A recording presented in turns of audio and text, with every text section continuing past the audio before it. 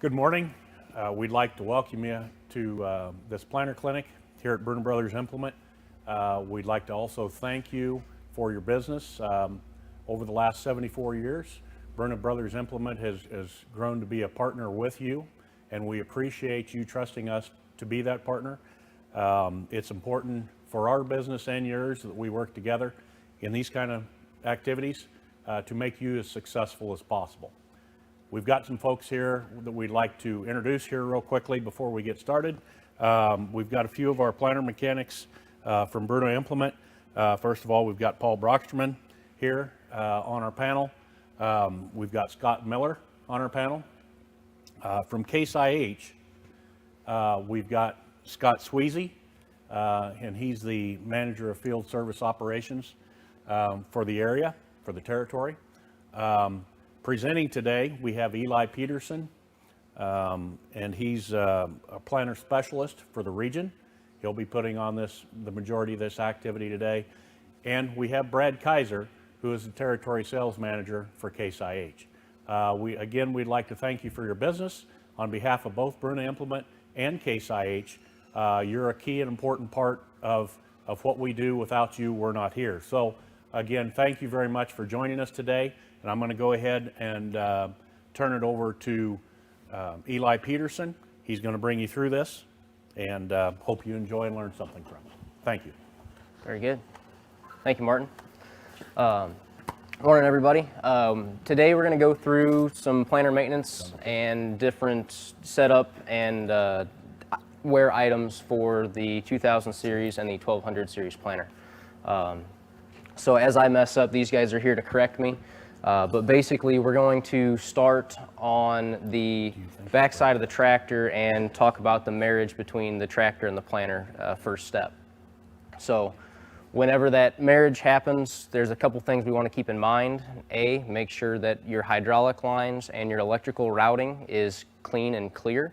If you have a 2-point hitch, make sure that as you guys go over the terraces, go through corners, waterways, whatnot, make sure that those hydraulic components, those electrical components are not going to hairpin, catch, or as you raise or lower the toolbar, anything's going to get removed from the back of the tractor. There's some components back there that need to stay attached, obviously, so we want to make sure that that connection is as healthy as we can keep it, so we don't have any wear over season or malfunctions when it comes to the back of the unit. As we hook those hydraulics up, there's a couple things to consider.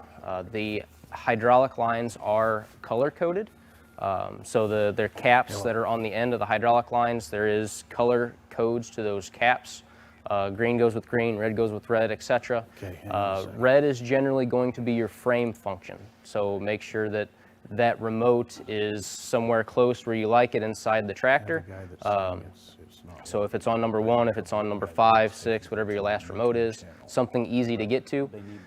The remainder of the remotes are generally left in what we consider a motor mode or a constant on. And there's some settings in the tractor that we can make to increase that, motor mode being one of those. But as the remainder of the hydraulics come on, your bulk fill system that we'll talk about in a little bit, your vacuum controls. On the 2000 series planter, we have an alternator and an air compressor that's also ran by hydraulics. If you have liquid, all of those take more hydraulic demand.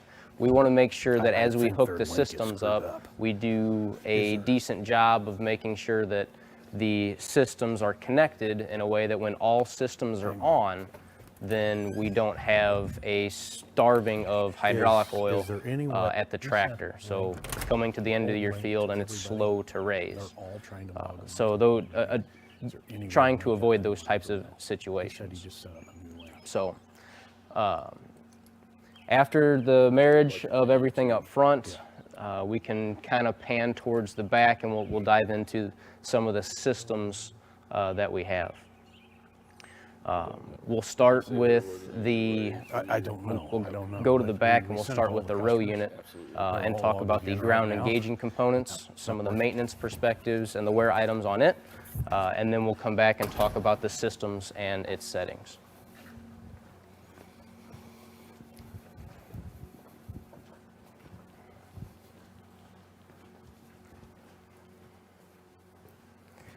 So on the back of the 2000 series bar, there you can see, for those of you that have a 1200 series planter, the ground engaging components really haven't changed. You have the trailing, or the What's that?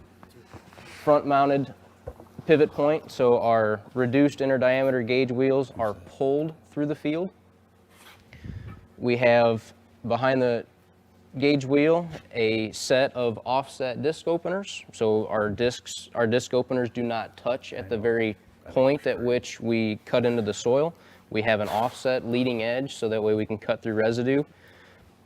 The gap of that furrow is going to be a little narrower than most of the competition due to that, and allow us a better cutting edge and less disturbance as we get into creating that furrow.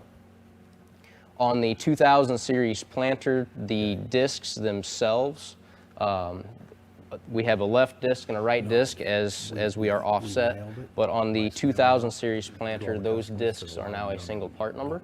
On a 1200 series planter, whether it's a 12X5 or a 12.5 planter, He's going to try to get the old one to work. we have a leading disc part number, we have a trailing disc That part would be number. better.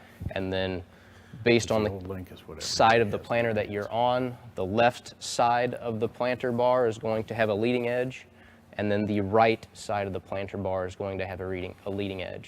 So on a 12 row, first 6 on the left side, left disc will be leading.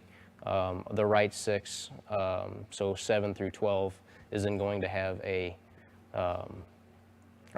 left disc leading on the left side, right disc leading on the right side for your split. So one thing that we do want to check as we come through and create the furrow is making sure that this system is in check. Ground engaging components, again, disc, the offset disc openers, and then inside of the offset disc openers, we're going to have a couple of components. We'll dissect at the table here in a little bit, but directly behind the offset disc openers is a furrow firming point, or a furrow forming point, depending on which model you have. The purpose is the same, and as we go through